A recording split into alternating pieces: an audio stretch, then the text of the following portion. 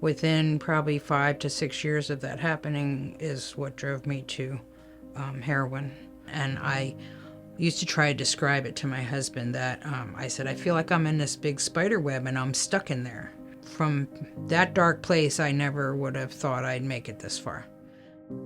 Hi, I'm Jack Crowley, the president of Water Street Mission in Lancaster City. Welcome to the Restorers Podcast. Today we're going to be listening to one of our guest stories, Sharon, and as we know, all of our guests have a unique journey and a unique story to tell, but we can also learn from those stories things that are common across many of our guests, but also ourselves and our community and our county. So join us today as we learn more about Sharon and about our own journey on the Restorers Podcast.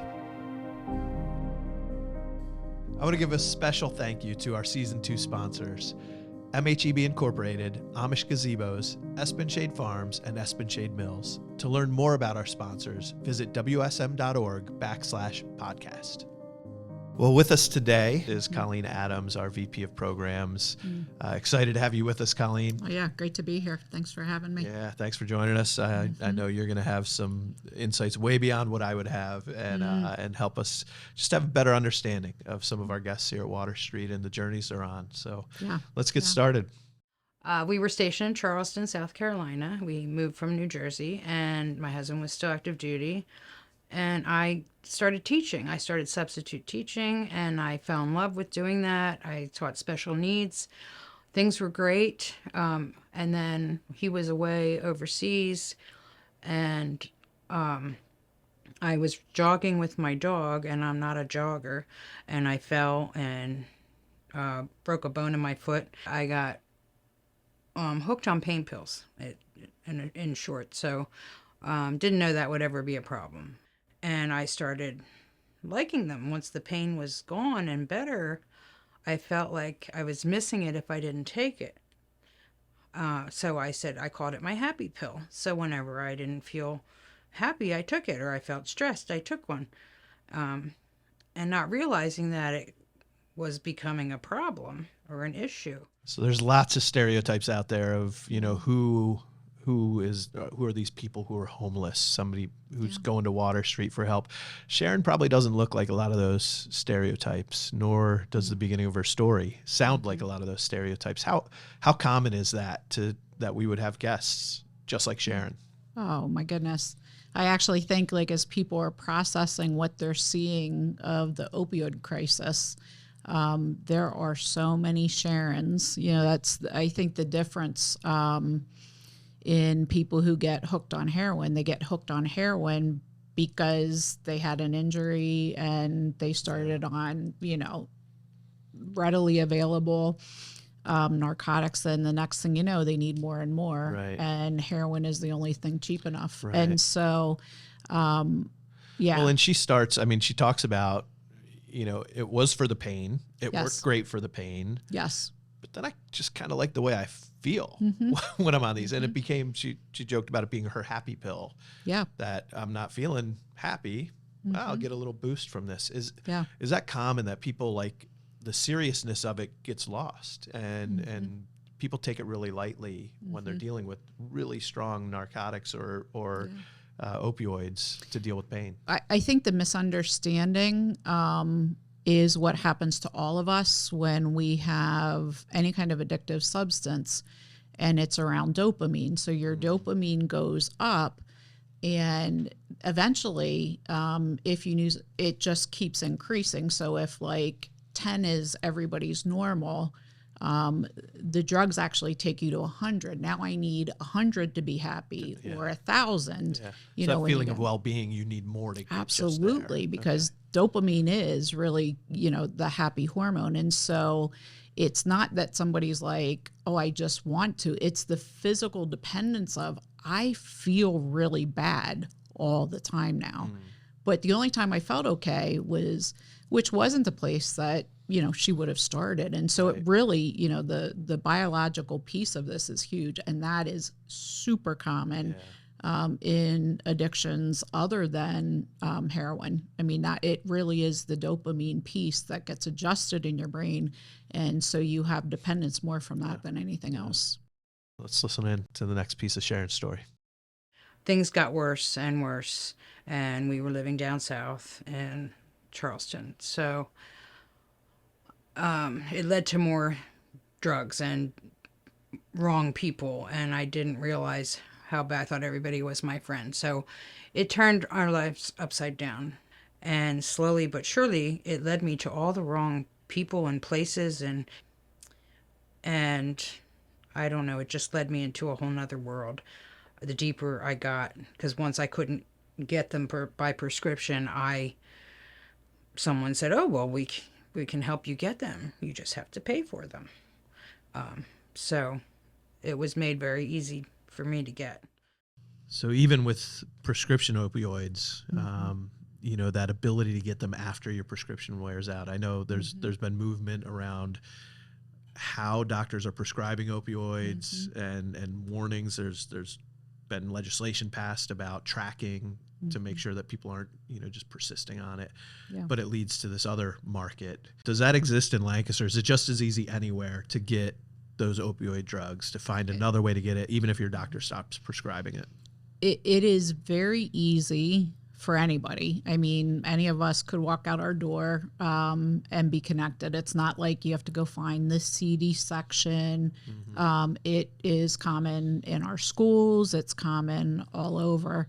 And so, no, the problem that moves people actually to non-prescription drugs, even though these are prescription that are being illegally sold, they're so expensive. Yeah. Like if you're hooked on, you know, OxyContin, and your insurance is paying for it, when you go out on the street, that may be $20 for like one pill. Wow. And you might, you know, and you're constantly increasing, needing more. So eventually you can't even afford the prescription drug. But at that point, the addiction's got you. And if you go, now I'm driven to go to the CD part to get something stronger. And Sharon, it got worse for her. So let's hear what happened.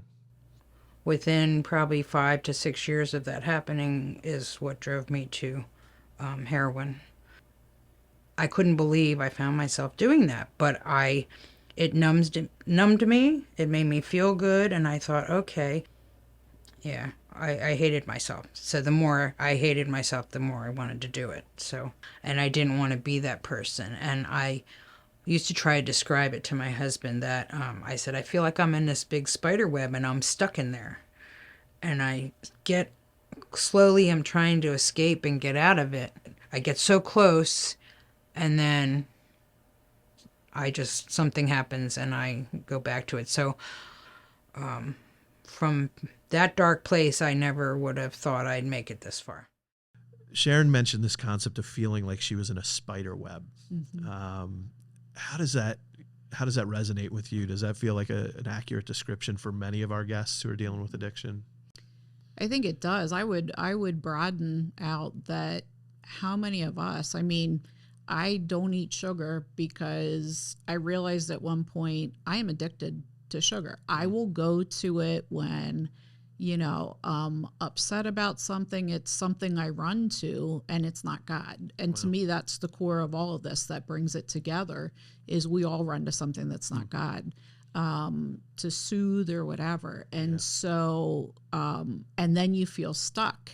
And, you know, so what she's saying is common, because the other part of addiction that I think we can relate to if we say, sugar did this to me, is that all your willpower is not going to break the addiction, and we think it will. But the reality is some of the physical addiction and just some of the pain we're trying to hide, in all honesty, has to be dealt with. And I think you see people getting deeper and deeper into all kinds of things. And then it can be a description like that. I've heard probably the thing we hear the most, and it's more true with chronic alcoholics than even people, you know, on drugs, is, you know, I've had former guests call me and say, can you pray for me? Like, I'm in hell right now. And the person's drunk, and I'll like, well, tell me what that's like, and we'll talk about it. I mean, now the person's not totally, but we go through it. You know, we talk about the power they have in Christ, but more and more the depiction of I'm in hell and I can't get out. Who is the person? Because I'm not even worthy Right. to get Right. out. Can Right. you help me? Right. And so that's probably more common, but it's kind of this stuck place. Yeah. And I think when, because society says you're bad, we have pretty sins and we have ugly sins, and yours are the ugly ones. You're bad, Yeah. then we are so unworthy to even sometimes even ask for Yeah. help. And it's then really that becomes a trap self-perpetuating because I'm not worthy. Absolutely. So why don't I just give into it? Yep. And yeah, it's painful to think about. And I think it's important what you mentioned, like that addictive pattern can happen and some addictions are a little bit more socially acceptable than others. Correct. Right. And some of the implications and consequences of certain addictions are way worse. Oh, yeah. And so Yeah. we don't always choose, but it often leads to some pretty rough places. Yep. We're going to go back and hear some more from Sharon. Fast forward in time a little bit. She's gone through rehab and kind of taken the next steps, and we'll see what happens. And I didn't know what to do, so I called the VA, and they told me there's a place I could go before they would take me as an inpatient, and they mentioned this place, Water Street Mission, and I didn't know what a mission was. I had no idea. And I arrived at the mission, frazzled, and just felt abandoned and lonely and lost. And I was clean already 2 weeks, so I wasn't even thinking about drugs. And they just welcome you with open arms here. I just immediately felt relaxed. I had to go through a 30-day process in order to get into residential. I loved it. It was like getting a college transcript, and I thought, okay, these things sound interesting. I like that thought. There was a moment of hope she was feeling there, even as she stepped into residential. But the years of addiction had done something to her, like just not knowing where to turn. I'm out of rehab, but what do I do? Where do I go? Maybe even her sense of self. What does years of addiction do to somebody's sense of self? Well, I mean, I think it is Satan's greatest ploy to steal our identity from us. And so depending how long you go in, people describe almost having less and less of themselves. Any kind of worthiness, usually incredible shame, and they've, let God down. They certainly oftentimes are not turning to the church or are not being welcomed, and society's looking down. So they come in pretty bad shape, not even understanding that there could be something they couldn't control. And actually, what they can't control is not necessarily the drug. We start to give them the hope of some of what we know now for like the past 30 years is that the trauma basis in all kinds of addictions is a commonality. Yeah.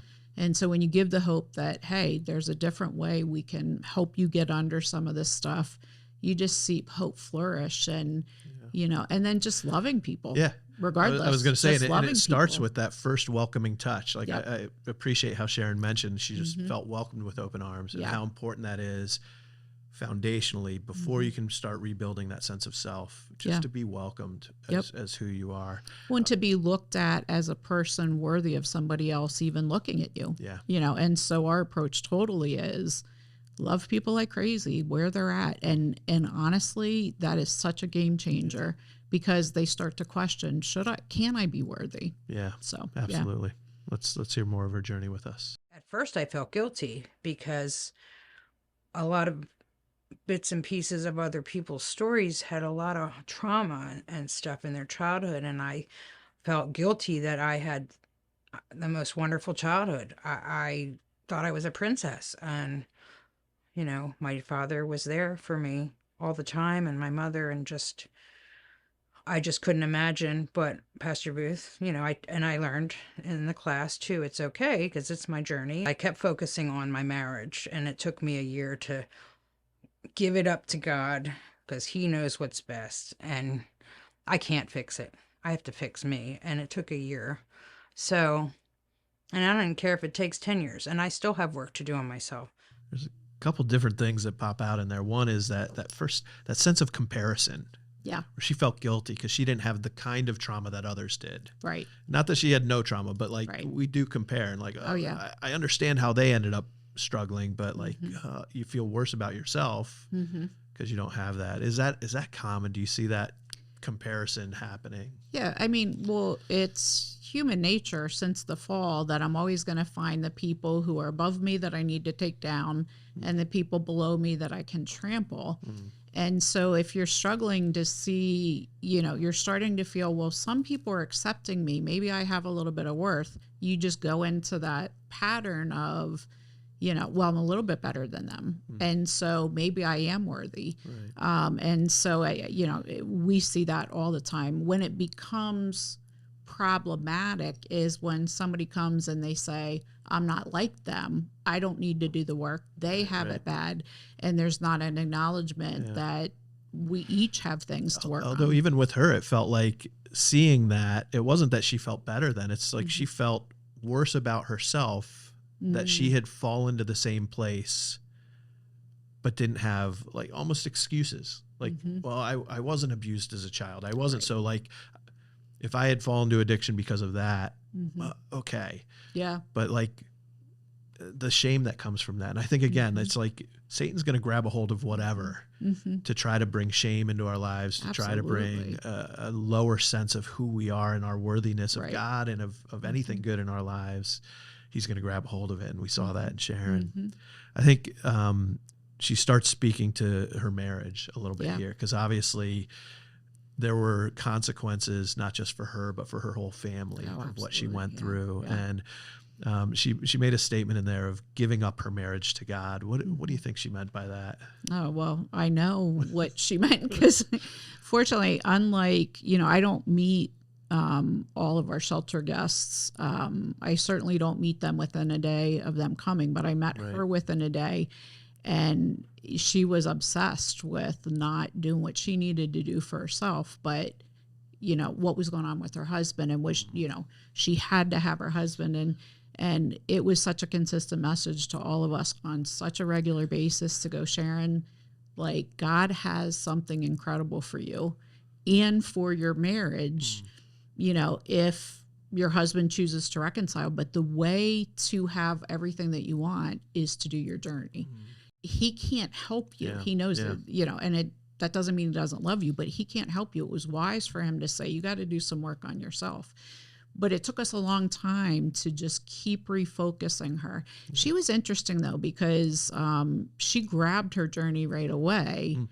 And then you would have this kind of vacillating going back and forth. And so we would just redirect her. Yeah. Yeah. And the beautiful thing was, her husband was right there waiting for her. But, it's awesome. hard. And I know I've heard that story among our guests too, of they get so focused on like everything out there and the damage sometimes that they're responsible for. Oh, yeah. And I've got to go fix that. Yep. But they still haven't walked through their own journey yet. They haven't gotten to a place of being healthy themselves to step back in to all the difficulty that they're going to face in rebuilding those relationships. But Sharon continued on with us, and then she's since kind of taken on some new things in life. So let's hear the next part of Sharon's journey. Colleen mentioned Willow Valley. And when they called me and HR, they said, we just want you to come by so we can talk to you. She said, we're very forgiving here, and we love your resume, and we want you to work here and just feel a connection. And I just know God put me there. It was a wonderful feeling to know this is why I'm here. So you played a role. That's kind of fun to hear. But yeah, and to hear that there's an employer who would introduce themselves as forgiving. Yeah. Like that's fantastic to hear. Sharon's working now at Willow Valley in the dementia ward, and she loves her job. Yep. I've heard her talk about it. How important is it to find something fulfilling? And I'm not just talking about like income producing, but something fulfilling to do with your life in terms of recovery, in terms of being able to stay in a healthy place there. I would take what Sharon has discovered. I wouldn't necessarily call it fulfilling. It is when you're doing what God has called you to do. It's always going to be fulfilling. But I think our focus vocationally is really understanding the purpose that God created you for. You're part of a greater story. What's your contribution to that greater story? And we try to get people off of what will make me happy, because happy is not permanent. And we talk a lot about joy, which is putting God in his rightful space, realizing he created us for a purpose. And I think you hear that pretty clearly. And it's not always easy to find those right places for No. our guests. I'm assuming it's kind of a tough journey. Yeah. Well, I think it's why in our Step Up program, which does a lot of the career counseling and coaching, is, the focus on, we've had some great partners that said, if you have somebody and they want to do this kind of work.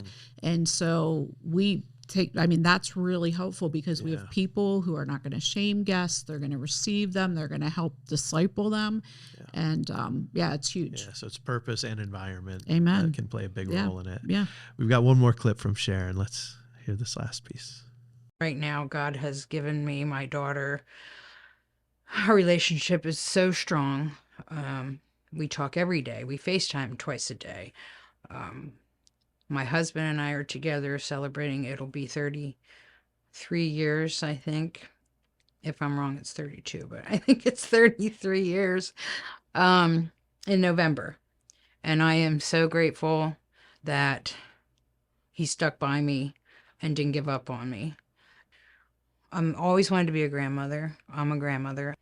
And I just love them so much. That's all I do. We go to work, we come home, our weekends off, we try to go visit our grandkids. Busy, busy, busy. Time is flying too fast. I just have more appreciation for everything. Joy and hope. You have to never give up hope. There's always hope for better. It's so exciting to hear and see the reconciliation that Sharon experienced with her family.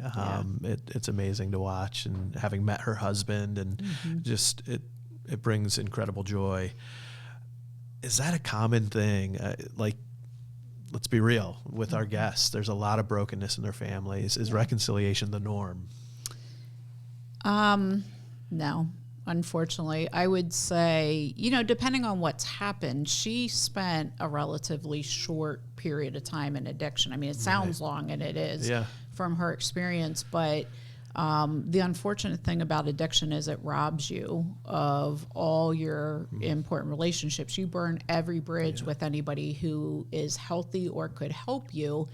And so if you can't reestablish a new kind of friend, you're going to go back to the people you either used with, and so it's a vicious cycle.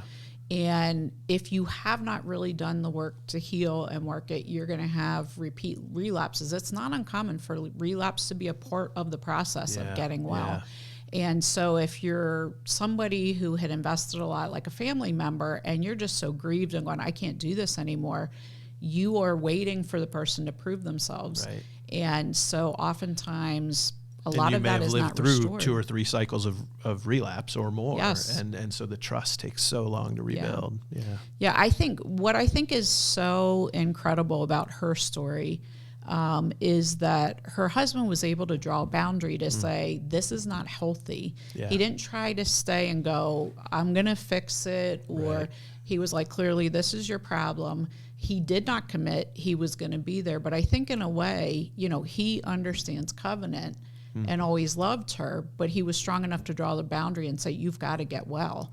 And that's the other piece. I mean, you have to have a Christian frame to even understand forgiveness and, what things are about. And I think that's beautiful. I mean, we've seen some good things happen, but a lot of times so much damage is done. It's just really and sometimes we see reconciliation with certain family members, but not all. And it's a complicated part of the journey. It's a blessing when you see situations like this, and we've seen many. But it's also exciting to hear Sharon reflect on the joy that she has now in her life, and that joy doesn't come from the circumstances she's in, but something deeper. she learned, and I think this is pretty common with a lot of our guests, is that, God is with people every single day, not just in church on Sunday, and they've learned how he communicates uniquely with them. And you're never alone once you discover he's with you all the time and you just see him. And I think Sharon really, really got that. And so she'll notice the little things every day and post them on Facebook or so she's totally in tune, and that's joy, That's awesome. Yeah. That's so cool to see. So that's kind of the end of Sharon's story for now. Obviously, it continues on, but for our episode, are there any final thoughts you'd have for our audience? Just any things you'd want them to take away from hearing Sharon's story and recognizing that it mirrors the story of a lot of other of our guests? Yeah. I've only been in the mission world for 12 years. I didn't know what a homeless person was. It felt really scary to me. And, I thought, well, it's just people that don't want to get up and do what they need to do. And if they're in addictions, what I found is my neighbors, is people that are so dear to me. And so I wonder for us as a church, if we can't really deal with, start to really deal with our own kind of places where we sin because we don't put God in the God spot, and we can relate to somebody and say, yeah, this is really, really hard, but the same process of loving and accepting and receiving, if you're, a loved one of someone who's kind of been doing an addictive journey for 30 years, to be able to receive somebody back when, they're clean and they're struggling. I think most of the time people want to make up the 30 years. You take the addicted person and say, well, why did you do this? Well, they don't even remember their addiction. And that just feeling of judgment constantly creates a whole lot of shame, which a lot of times triggers relapse. And so I just wonder if we can look at it differently to really help our brothers and sisters, that are struggling. And it starts by remembering they are our brothers and sisters. Amen. and that their journeys aren't that far removed from our own. Just sometimes the consequences look different. So, Colleen, thanks so much for joining us today, helping us gain some insights from Sharon's journey. And Sharon, thanks for sharing your story. Oh, Sharon's amazing. And thank you for joining us and listening in on the podcast and hearing the story. I hope you enjoyed it. I hope you've learned a little bit, and we'll see you again soon.